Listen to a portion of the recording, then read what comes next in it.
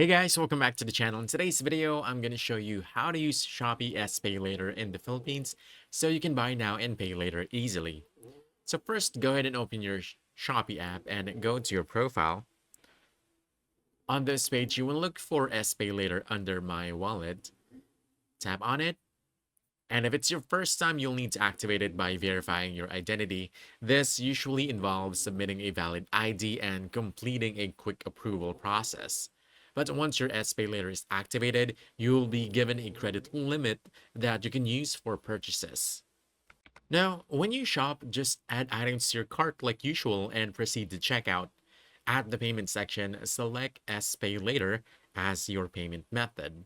You'll then see different installment options like paying next month or splitting your payment over several months.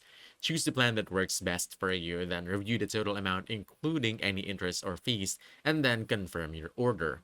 After that, Shopee will remind you of your due dates, and you can pay your balance directly in the app using different payment methods like GCash, bank transfer, or Shopee Pay. And basically, that's it. That's how you use Shopee SPayLater in the Philippines to shop more flexibly. So if you found this helpful, don't forget to hit that like button, subscribe for more quick guides, and I'll see you in the next one. Thanks!